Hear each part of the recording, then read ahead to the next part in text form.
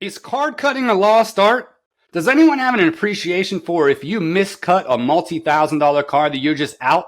You're just out that money? It's ruined. It's not like digital artists where you make a mistake, you just go back in and fix it. Is that why there's so few card cutters out there? Or are they just getting started? Hear from my good friend Ray at Sharkbait Customs about why card cutting might just be getting started and some major collabs upcoming.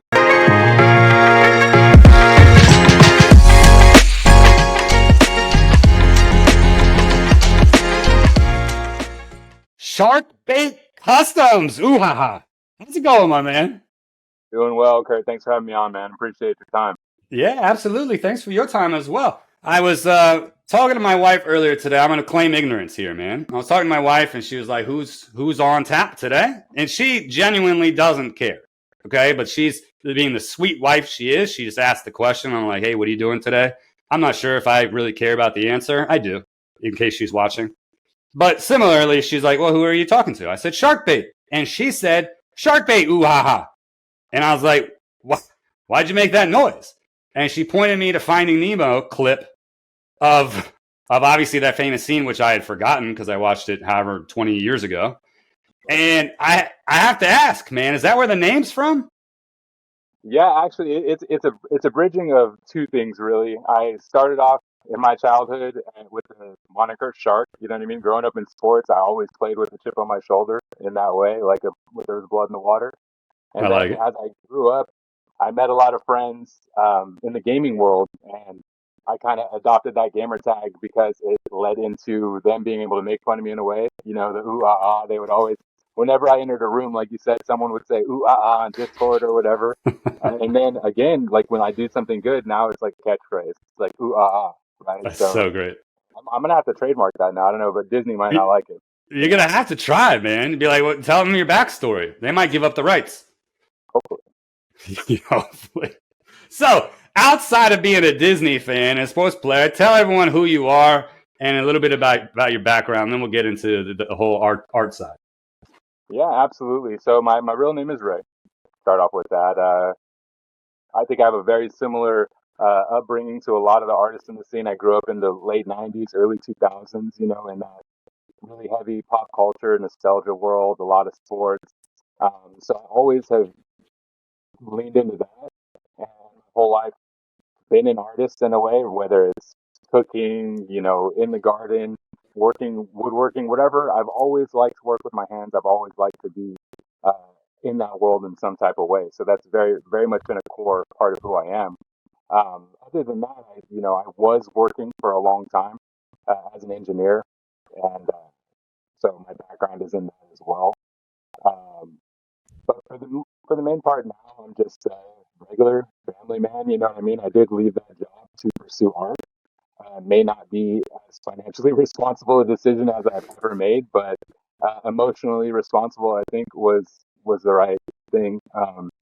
But yeah, for the most part now, I'm a normal dude. I like to spend a lot of time with the family and a lot of time in my studio doing art, whatever form that is. We'll get deeper into that as this goes on.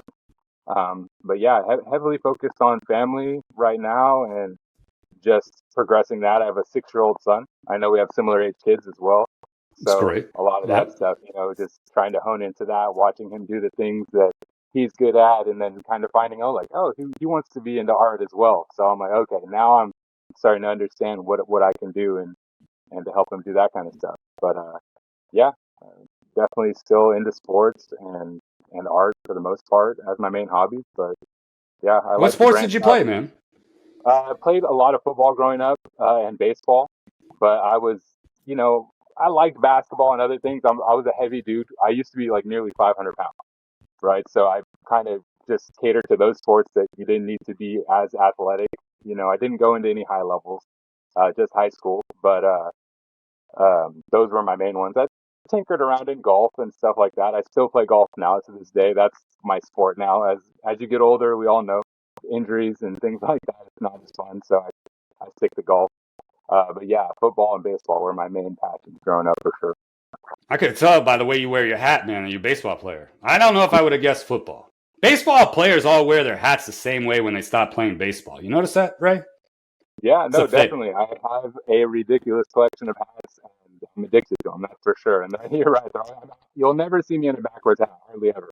It's not really Yeah, a big thing. man. I'm not one to profile people, but you're the prototypical baseball player. So when did Spot you on. get into art? So yeah, like I said, I have been a lifelong artist with drawing, graffiti, even scrapbooking growing up, building models with my grandpa. My grandpa was an architect. That's one of my biggest inspirations.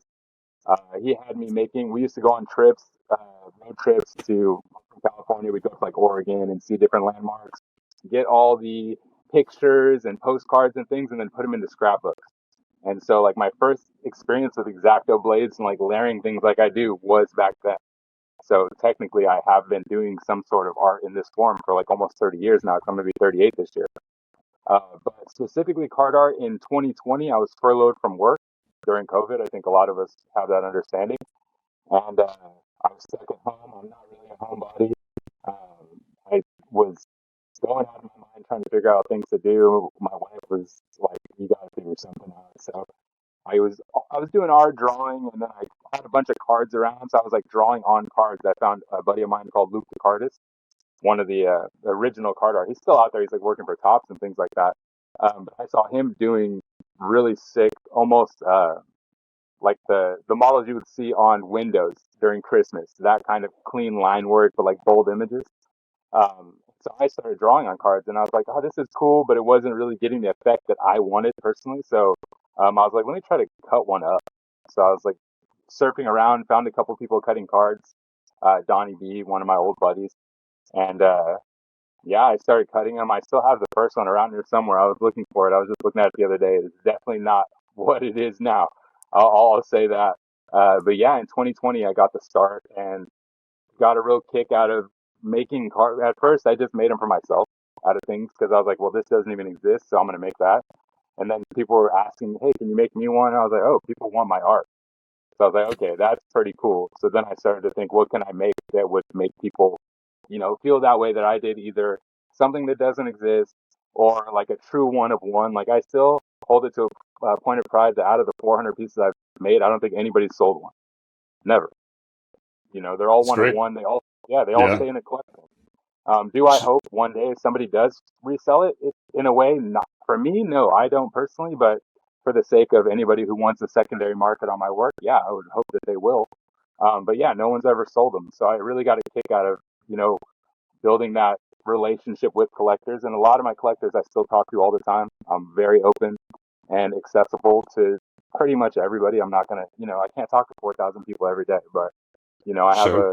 a good relationship with a lot of my collectors. And yeah, that's what kept me hooked in it, was building those relationships and seeing people really enjoy the work. Yeah, man, I like your little fan club. You got the little Instagram chat, man. I'm in there and people all doting on you, man. Like, love seeing it. Love seeing it. So, what's your inspiration? So, I mean, you just see a card one day and you're like, it would be better if that were cut to little pieces and then reassembled. Like, where do you get it from? Because when I look at something, I'm a judgmental guy. Don't get me wrong, Ray. Like, I look at everything and critique the hell out of it. It's just maybe it's what makes me good professionally. But in the day to day world, like it would never cross my mind. Where do you draw your inspiration from?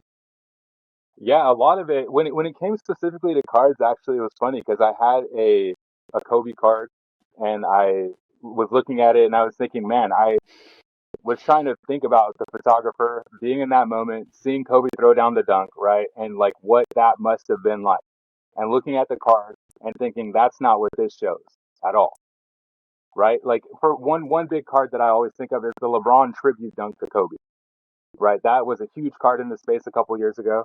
When I looked at it, I was like, that's cool, but if that was 3D and you could see LeBron elevated from the card, you could see LeBron floating in space, about to pay tribute to Kobe, who idolized that move. That is what inspired me to make the card that way. So still, when I see a card that's flat, and I'm not trying to put down any art because it's all beautiful to me. I love the digital art and all that. But when I Yeah. see art that's flat, but the subject matter is meant to be 3D, I'm like, okay, well, here I am. that card was designed with shadow. It was designed with elements behind subjects. It was designed in all that way to insinuate that it is a 3D subject. So I believe that the card was made that way in the first place, and I'm just Sure. bringing it to life. Now, what separates a good card cutter from another? And I'm going to tell you a little story just because I'm a storyteller, Ray. I remember during COVID, I got bored. I'm not a TCG guy. I got into TCGs for like 2 weeks in my life. Played this game called Flesh and Blood. I don't know if anyone's heard of it. And I played it. It's like a, I don't know, spin-off of, Magic or whatever. I was a sports guy like you, right? And then during COVID, I'm like, I can't do anything. And I played the TCG for like 2 weeks. During that time, people started making these cut cards, right? And everybody was doing it and charging anywhere between 20 and $100 or something, right? And it was shoddy work. Let me be clear. I don't know. They might have been using like a butter knife to do their cuts.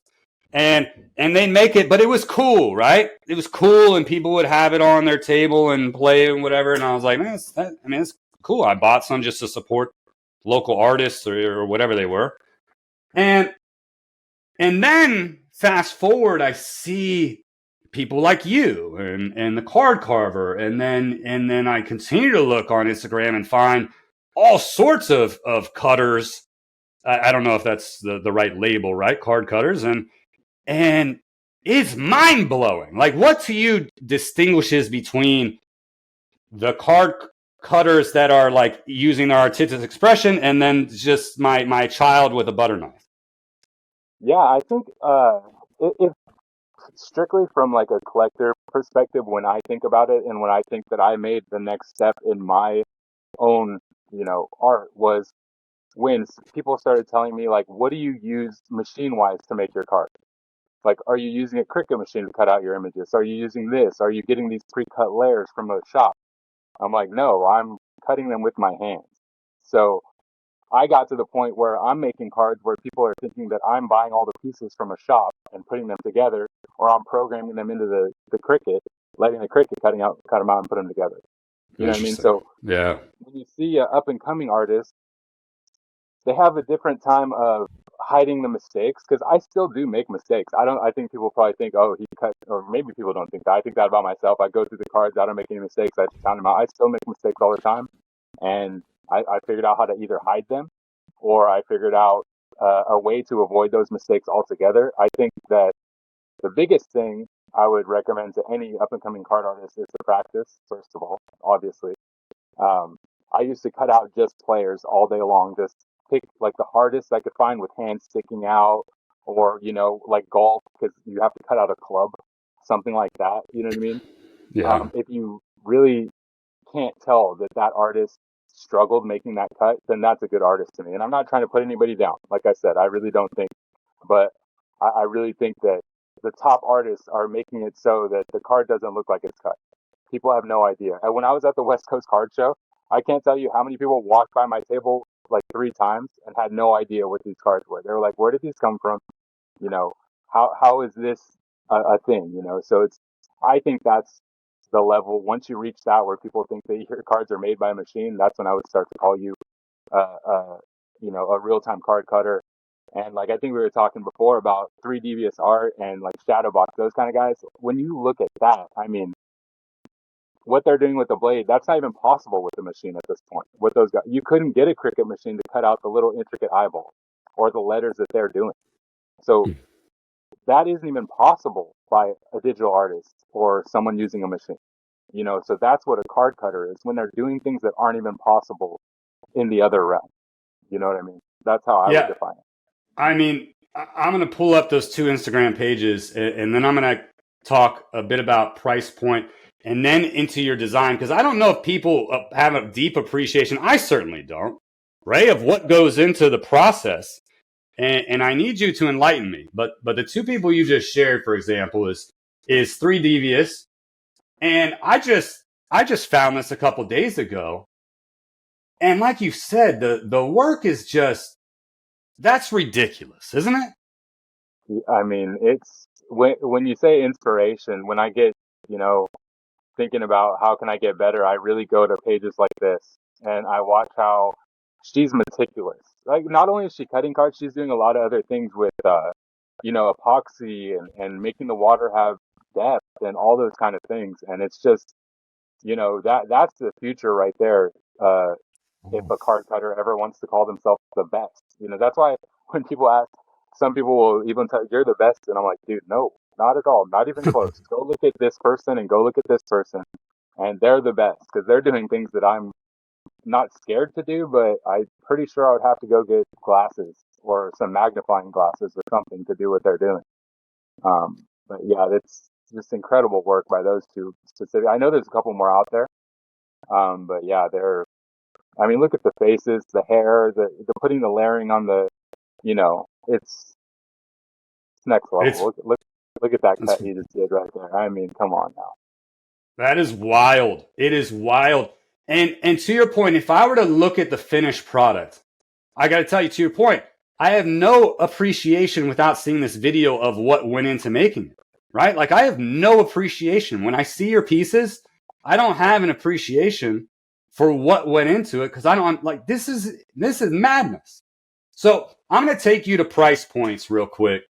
Okay. Because I'm starting here, Ray, because I don't think people understand the depths. And so when I look at price points, I did this video about a month ago. And look how amazing I looked 4 weeks ago. It's incredible. $750 up here. These are the price points. We had piggybanx here. You had sugraddictz and glue trap at the $300 to $500 range. A few people, which was Hitman, Kicks, artmx, and waxpax in the $250 to $300. And most artists, the point was, most artists sort of fall in this band of $200. You had collectorcreative, keyhole, Jack AC, gemx, zetaw, lootbox, wegs, and then a couple people sub this. Now, your price point, if I'm not mistaken, is around $250, right, Ray? Yeah, it is. Okay, so you're here. You're up with Hitman, Kicks, artmx, waxpax.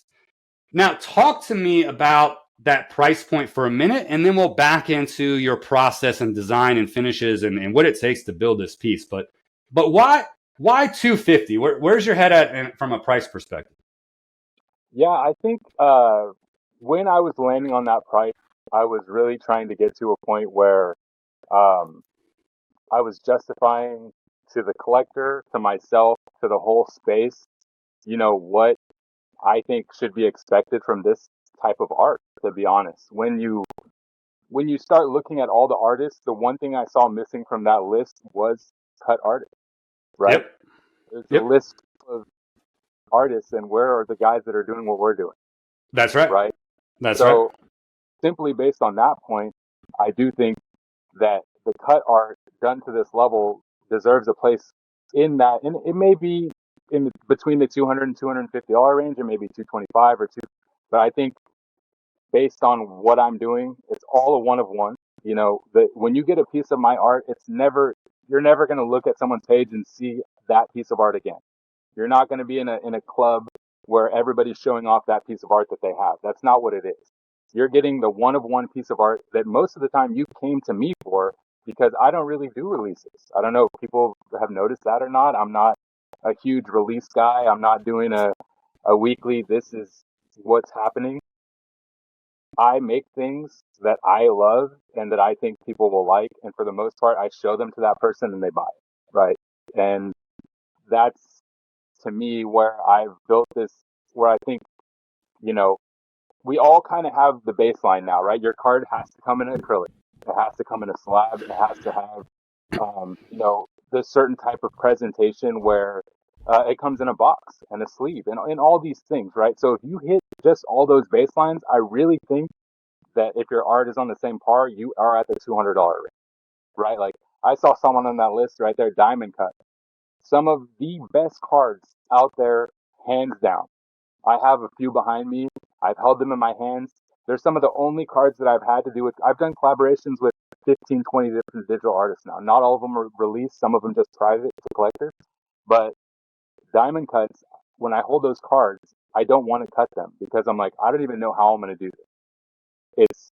It's detailed. It's, you know what I mean? But it's crazy. And so I think that almost all artists are going to be in that range right there at $200, $250 in the near future. And like, to be honest, I have no point. I have no interest in changing that. Like, I don't think in the future, even if demand goes up to a crazy level, I'm going to start charging $500 for a card. That doesn't interest me. I am Sure. just trying to be respected of myself in the space and of the hobby itself and of cut artists, of all cut artists, because in a way I do see it also as my responsibility is just seeing that list, right? That if cut art is going to be taken seriously, then someone has to make that stand and be at that place where they've set the price point, but they also have to produce. Like, that's one thing. I'm never going to set the price point and then just slack on the cards. I'm not going to just start sending out trash. I'm not going to not pay attention to what I'm doing and still try to progress my art. You know what I mean? So Right. in a way, for the collector and to keep me motivated to keep progressing and justify that price point. You know what I mean? So if I charge $100, like, no, I'm not saying that about myself, but I just think as an artist, if you downplay yourself and your price point, then you start to compare yourself to others. Then you start to do all this stuff where you can get in your head. I think just set your price point. If you sell the cards, they're great. If you don't, maybe reevaluate it. But right now, it seems to be going okay for me. You know what I mean? Sure. And I wanna make that point for other artists that are coming up. Like, if you produce the work, if it's received well, then ask your price. And just deal with the results, I guess. So your pieces, as you mentioned, and I'm going to take you to your own website. These pieces, you don't have runs. You're saying so? There's not like, are there like 10 Boba Fett's with different backgrounds? No, just one. Just one. This is just if you want Boba, that's one, and if you Yes. want Antonio Gates, one. That's it. Yep. Whew. Now, how many hours goes into this process, right? Like on average, I know each piece is different, but how long does it take you to get it to start from inception of thought, so you have the concept, to finished product? Right. I would say each card, if I had to average it out, would probably be about 5 to 6 hours between, because I'm always constantly throwing ideas together, especially when I'm making something else. I'll start to design. I'm like, oh, okay. Now I know what I'm going to do with this other card that I had been thinking about. I'm like, oh, okay, this MJ with this background is going to look great. So I'll kind of have that in the back of my mind. So I'm always kind of tossing around ideas. When I sit down to make a card, I mean, sometimes I won't lie. If I'm just in a space where I'm just flowing, I can get a card done in a couple hours, really, where Sure. and that also comes, I will say, with the understanding of technique, as far as like even knowing where to hold the card when you're cutting, how to glue it, where to apply the glue, and those type of things. So I've honed those over this process. But yeah, I would say if I'm really kicking it, about 2.5 hours, but like 3 or 4 hours to get cards done is probably the right space, I would say. Sure. Now you draw, paint, and cut. Is that true? Yeah, I do it all. Yeah. So what's your vision here, right? Because I have one piece of yours to date, hoping to expand. It's this Jordan, right, in the clouds, and I think you painted on the case. This is Yeah. actual, you painted on that, right? And what's the vision? Like, are you trying to blend them all? Are you trying to draw, paint, and cut all together? Are you cutting? Like, what's the vision here Yeah, for I you? think, for me, drawing and graffiti has always been such a staple in my life that a lot of the times when I get into a place where, you know, like for instance, when I came back from the West Coast card show, I had been, waking up at 4 o'clock in the morning, cutting 5, 6, 8 cards a day. And I kind of didn't burn myself out, but I feel like I used up a lot of my good ideas and I needed a reset. So I started to draw again. And I was like, well, maybe I could do some graffiti on cards. Maybe I could do a few different things. Um, and one of the only reasons that I haven't done it a lot is because I'm hard on myself. I'm like, I used to draw realism when I was growing up and, just Okay, spot yeah, on everything. And like, to the naked eye, it might look, oh, this guy's doing pretty good. But to me, I'm like, it's not, what these guys, it's not a Ken Carl. You know what I mean? It's not like, so sure, I hold myself back. But for the most part, I'll probably keep blending in different elements, but sticking mainly with the cutting of cards. Um, I mean, to be fully transparent, ideally, I think that collaborations are going to be the future in this space. Like, that's a heavy focus of mine right now. So um, there will be people drawing for me in a way, you know what I mean? So that I could focus on what I do best. But yeah, I think I'll never stop drawing and I'll never stop pursuing that passion, but I don't know how much and how many of those cards I will make. I just have, like I had fun doing XLs. And I think for me, the best way to do an XL is to paint it, right? So I did a Yeah. couple of paintings like the Hamilton I did. That's all fully hand painted in a glass Ferrari frame. You know what I mean? So those Yep. type of things, I don't know if I could ever stop making those, especially if the demand is there. I think I haven't really advertised that many things. That's one thing I'm not very good at is putting myself out there. I just kind of let people come to me. You know what I mean? But I do think that if more people saw them, they would probably want them. So I might be forced to do more just based on what collectors want. And I'm big focused on my collectors. I'm not only in it for myself. Like I really get a kick out of all the relationships I make. I speak with 10, 20 of my collectors on a daily basis. We're always tossing around ideas. I let them toss me ideas. I do take commissions. I don't make them all, but I like to hear Sure. their ideas so that one day I could just pop up and say, oh, by the way, I know you didn't think I was actually going to make this, but let me show you what I made. You know what I mean? So, Yeah, that's great. yeah, I think I'll continue to do what the collectors want from me. And it's like time, I have a lot of time, so I can use a little bit on practicing different things. But yeah, Lo- I think the XLs that I made that are hand painted are pretty BA, so they have a place for sure as well. I just got to figure out that direction with them. Now I'm gonna pull the string. You said a minute ago that you think collabs are the future. Now I don't know how up to speed you are on CAA episodes, but I just dropped one yesterday or the day before called "Strong Get Stronger." It was a weekly review, which you were in. So if you didn't watch it, go watch it, right? But in it, it talked about how there are a number of collaborations and mergers that are happening. And I think the strong are getting stronger. To your point, tell me why you think collabs are the future. Well, for me, I'll go based on just like overall first. I think that there's a lot of studios out there that are understanding that in order to fully be successful, if there's a lot of moving parts, maybe it's more than three people. Maybe it's 5 or 6 people. Maybe it's a lot of people tossing around ideas and covering. Because like as an artist, the bigger you get, the less accessible you're going to be to everybody, and the more you're going to need some sort of help in some way, whether it be like one thing I didn't have in the past was a partner. So I took on a business partner who handles a lot of aspects that I can't handle every day, just because it takes away from my creativity or whatever. And so I think that just based on strength in numbers and understanding that, I think a lot of people started a studio, probably thought, oh, I'll make this and do this and realize, oh, well, if I build a team, like the limit is up and it never stops, right? So you could just power through it together. For me specifically, the reason I love collaborations is because I love all the digital work out there. I appreciate all the what the artists are doing.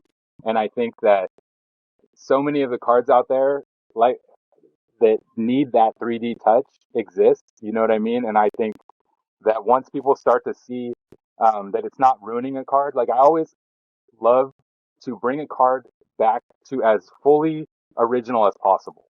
You know what I mean? Like I'll put my elements into it. I'll make it 3D. I'll do a couple of things here and there, but I really want you to just get that original card back and just see it brought to life in the way that I see it. You know what I mean? Sure. So I think that that is going to be a heavy part of what happens in the future. I personally hope to, build more relationships with digital artists. Like I said, I've done quite a few collaborations, some that aren't released, some that are, like me and Collector Creative have done a couple successful ones. And, I just think that, yeah, the power in numbers is there. And, we're all like kind of like-minded in a way. We grew up in the same era, a lot of us. And so it makes it fun. Like that's one big thing about it is when I get to work with another artist, I get to, build another relationship where I'm like making another friend. You know what I mean? And a lot of the artists I've collaborated with are now, we plan trips, we're planning different events to go to together and things like that. So yeah, I think it's just a community that's growing and there's so much room for collaborations that I just think it's hard to see that not being something that's pursued in the future. I agree. I mean, I think it only makes artists stronger. I love seeing the collaborations. I love seeing the mergers. I'm excited to see what comes. Now, I don't shy away from questions, Ray. You know that about me. I don't shy away from questions. Here I'm holding this beautiful Jordan piece. I'm a Jordan guy. I love this piece. The guy's in the effing clouds, right? Shooting a jumper. This is a beautiful work, man. And when I got it, I told you, I look all around the piece, right? I'm like, let me check this thing out. I got clouds painted on. I got clouds on the background. And I couldn't help but notice, you got a great autograph, by the way. Great autograph. And if I missed it, I got it 3 times. I got 3 autos. And I don't know how much your autograph is worth, but I think I'm going to like sell 2 of them and keep 1. So it spawned the question that showed up in the last episode. I said, and I'm a label guy. I give props to a lot of people's labels. And I said, Sharkbait, give me a new label. Even though I really like your auto. And then you wrote me, and in typical fashion, I don't bring anything to light that artists haven't already thought about. I'm not that smart, Ray. And you're like, bruh, labels are on the way. Talk to us about your labels.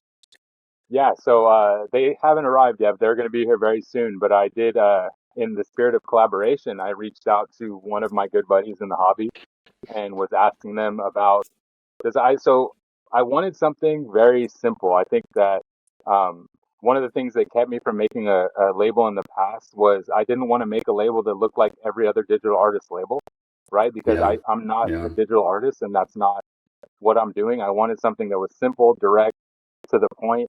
But I think it was missing a lot of the markings of those traditional labels as well that are needed. You know, like I like that it says 1 of 1. I like that the artist name is on there and things like that. Where it was made, very simple little things and aspects like that.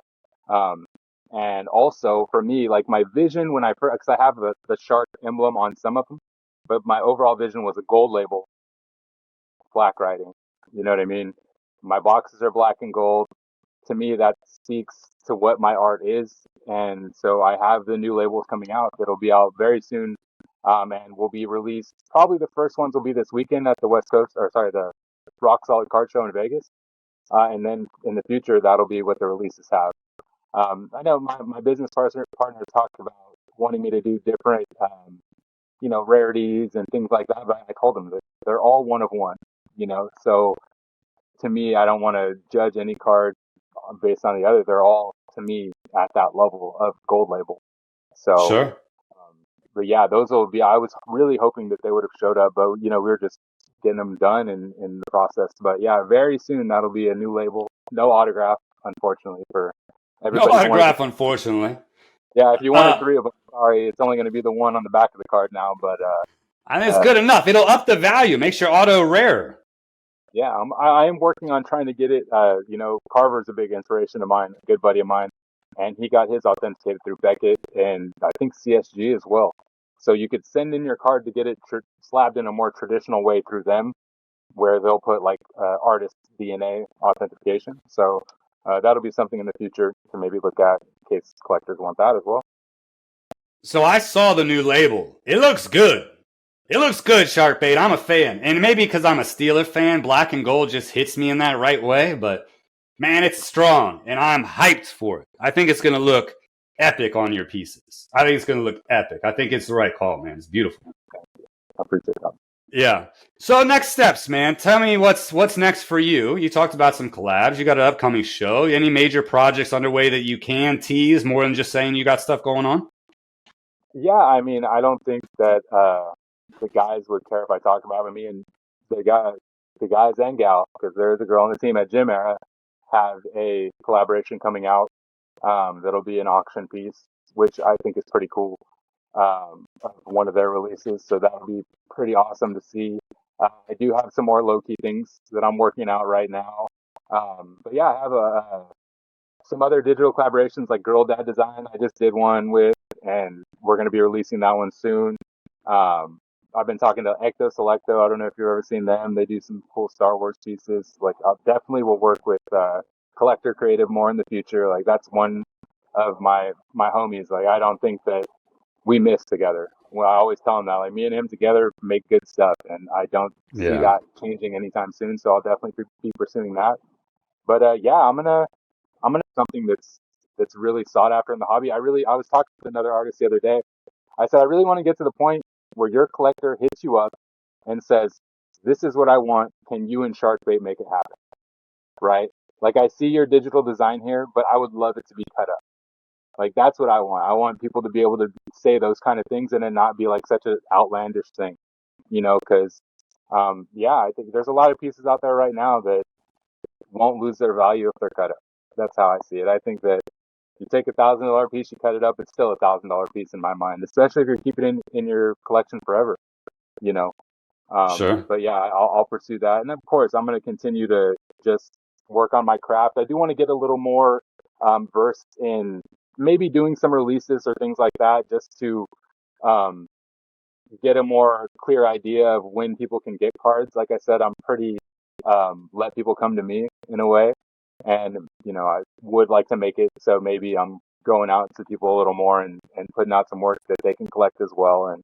And everybody can have a chance at, because a lot of the time when I release a piece, it's already too late. If I'm posting on it on Instagram, most of the time it's already claimed. You know what I mean? For the most part. Sure.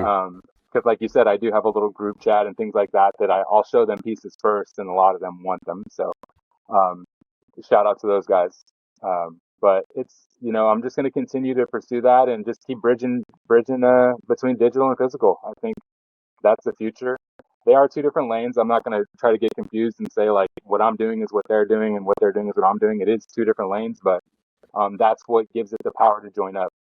Because maybe two digital Yeah. artists won't want to team up and do something because their ideas conflict or whatever. But for the most part, I mean, my ideas don't conflict with anybody. I'm just trying to add on to what you're doing and add a little flair to it.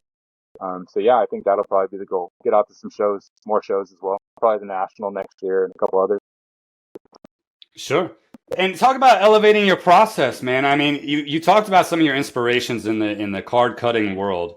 And like you said, that's sort of a I don't even know what to call it. Is it next level? I don't know what 3D. I don't want to misquote her Instagram. Was it three devious art, right? Yeah. And Mr. Shadowbox. I mean, epic stuff. What do you see for your own process and design in terms of card cutting? Are you wanting to go there, because that's a different depth, right? Or do you like the little niche that you're in? Talk to me about your process, design, finishes, and where you're going with that. Yeah, I think so what they do, I think it's incredible. Those two artists specifically are some of my biggest inspirations. I think that they're amazing. For me, I think more so what I'll do is mixing in different elements. I want to start doing more like fabrics in my cards. I love to do leather in cards, things like that. That I think Mm. that gives the card a whole new element, the canvases, things like that. Um, but I mean, I will try to branch out a little bit and do some more. I have done a few here and there of just extra layers on the subjects as far as giving the subjects more depth. But man, what they do is such I and this is one thing about it is I lose pieces all the time. So I'll be cutting a card, right? I'm cut, and all of a sudden I'm like, okay, the logo's gone. I don't even think that I could that happens, but for the most part, I'm just going to keep trying to hone my craft and cut straight lines and make sure that make sure that it's all crafted perfectly, because they're on a whole different level. Love it. So what do you see in the space of collectible art pieces from artists and collectors? Do you think collectors have an appreciation for card cutters? There aren't a ton of them, right? It's at least in this space, right? It's dominated primarily by digital artists, which to your point, both can coexist and actually make strong partnerships and collabs. Do you think collectors fully understand? Because you mentioned a great point earlier that if you cut up $1,000 card, it shouldn't decrease the value. What do you think the collector mindset is right now on cut cards, though? Yeah, I think there are a couple different point of views. I mean, one of them is obviously the misunderstood that doesn't understand kind of what's going on, what you're actually doing to the card. You know what I mean? They just see it as like, what did this guy that he put a border or something on it like that? And I understand that perspective. And then there's going to be the guy who just thinks like just straight value that I have this card. I know it's what it's worth. I may never want it in a year, and I want to make sure that that is still what it's worth. And if this guy disappears, it's going to be worth nothing, right? So, and I understand Sure. that, but I really think there's a big portion of collectors, and a lot of them didn't start off collecting my work. They start off collecting digital work, and now they've found my work, and they understand like, oh, okay, I see, he's doing something different, right? So, especially the thing is, these releases happen once a week, twice a week if you're lucky from digital artists, and there's 50,000 people going for it. You know what I mean? How many people can get a piece? You know what I mean? Sure. So Sure. I think that from the collector point of view, people are going to have to branch out. They're going to have to find other things. There's plenty of cards out there, and if you want to stick to what you have, and that's totally fine. I respect that as well. I love the Dallas Cowboys. You're not going to catch me wearing a Niners shirt. I get that. You know what I mean? There's some Yeah. love for that, but at the same time, like I do think that there's a lot of collectors that are finding the love for the cut art. They're seeing that it can be branched up with collaborations, or they're finding some of their own pieces. I've had tons of collectors that have hit me up and said, "Oh, I have this artist. Will you cut it up?" And I always tell them the same thing. I want them to, verify it, make sure it's okay, and I'll cut it up. And so, um, yeah, I think from the collector point of view, just keep collecting what you love. I know that's one of the oldest things in the business, but if you're collecting what you love, you're eventually going to find something that I made that you love. I really truly believe that. So, I think everybody's collecting in the right way, and just have an open mind. Keep spreading the love. I think every artist uh, should enjoy kind of a hate-free space if they could. You know what I mean? Especially on their own page, if that's possible. Like, if an artist is going to someone else's page and generating hate or generating drama, they're fair game, in my opinion. You know what I mean? But if you're just staying in your own lane and creating art, and people want to come to you and hate on you for that, I mean, I would say block them out, number one. And then hopefully from a collector point of view, just understand that they're just trying to do what they love too. And they probably have collectors that love their art. You know what I mean? So, yeah, I just keep on doing what we're doing, sprinkle just a tad bit more acceptance and love in there. And, I think we're all going to be in a better place. That'd be great, man. If you could just do that, just sprinkle it on. Yeah. There you go. There There's a you little go. more Right? love. That'd be great. Dallas Cowboy fan. I heard that slipped in. I can't Yeah, I believe you have to. chose black and gold as your label choice as a Cowboy fan. Blue and silver just didn't hit the same. I won't lie. It really didn't. That's a fact. It doesn't. It It looks really is. hideous. What? It's been irrelevant for 30 years or so, but, I don't think that's going to change anytime soon. They ruined my '90s. All right, so So, you had your moment. yeah, they What's did. your end goal, Ray? Where you see yourself in a year from now in this space? Uh, hopefully I can at least maintain my current trajectory. Like I said, I did quit my job back in August. They offered severance packages, whatever. They were doing layoffs. And so I was like, now's the time to just focus up on family. I was traveling 9 days at a time, home 4 days. So I was gone like 80% of the year. So if I can just maintain and continue that, then, I'm going to be grateful. That's why I'm always grateful to every one of my collectors. They allow me that to spend time with my son and my wife. So if I can continue that, that would be great. Ideally, I mean, like I said, I would love to build some serious collaboration efforts. Um, you know, I would love to have a studio one day where there's multiple artists working there that all work together. That would be something that I think is super cool. I've never really had investors or anything like that. I've never really pursued that, but if that's something I have to do to get that studio dream done where I can bring in other artists, then that might be something I have to do, because there's some crazy artists out there, like you said, that nobody knows about, only have 200 followers. You know, um, I don't want to shout out too many people, you know what I mean? 'Cause I don't want to leave anybody out, because I have a lot of love for all the digital artists. But I know me and you have fought over pieces in chats from artists that nobody knows about, you know what I mean? And so, like, they're coming, and I would love to be kind of a beacon in that way for more collaborations and things like that. So we'll see. I'm going to be here doing what I do still. That's for sure. I'm not going to go anywhere. Um, I have no intention of disappearing. I did that one time, I just kind of stepped away. Um, but now there's no reason. So I'm just going to keep on doing what I do and keep honing the craft, and we'll see where it goes from there. That's what I like to hear, man. No stepping away. Stay the course, Ray. Stay the course. Absolutely. Who's your dream collab? Do you have a dream collab? We talk about the power of partnership. Anyone out there that you're... Ooh, man, that's a good one. That's a good one. Let me see. I mean, like, I'm not gonna go with the generic answer and say PB. You know what I mean? Obviously, like a certified collab in that world would be absolutely wild. But like people like kickstradomis, I would love to work with. Case Hitman, guys like that. Um, a lot of different people. I have, I'm not trying to shout out too many collaborations I am doing, but I'm knocking out quite a few of them, as we Yeah, speak with different artists. And sure. um, like we were talking about, like lootbox. That's one I wanted to do.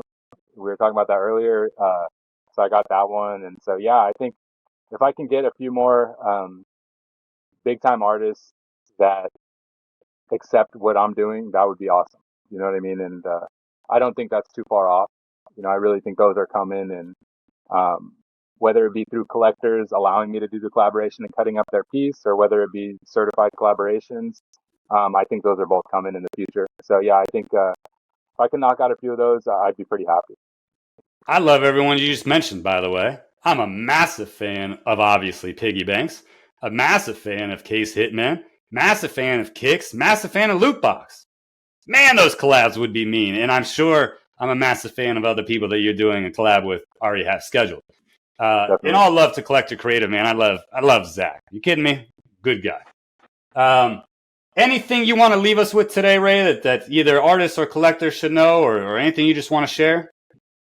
Yeah, I mean, I think for my collectors, if they watch this, obviously I appreciate every one of you, and literally every collector in the art space. Like, I have a serious amount of love and respect for all those people, because without every collector, like, nobody's going to accept what we do, So I think that that's my main thing. I just I appreciate all the artists out there and all the collectors that are doing what they do, and allowing us to continue, whether it be the guys like piggybanx or the Case Hitmans, the guys that are really paving a crazy way, or the up and coming artists that are coming up behind us and pushing us. You know what I mean? Because I appreciate that. I appreciate new artists coming out every day with a crazy product, and you're like, oh, you better not slack. You need to get on your horse, right? Because they're coming. So They're I really coming. do appreciate that. And yeah, I think that's it, man. Just keep spreading that positivity, and check into this podcast, because I do listen to all of them. I don't know, you said that earlier, but I do listen to all your shows. And Appreciate you. yeah, Yeah. man, you've had a lot of good people on, and a lot of different aspects. So yeah, everybody just keep an open mind and keep collecting. Happy to get you on, man. I see you leveling up every day, and I mean that sincerely. We've chatted a little bit here and there, and you show me a couple pieces you're sort of tinkering with on the side, man, and I love to see it. Happy to own a piece. Looking forward to owning more in the future, man. I'll keep a close eye on you, and stay in touch, my friend. Absolutely, brother. Thank you for having me on. I really appreciate it. Absolutely. Out on this end. Talk to you soon. Until next time, stay sharp, chase smart.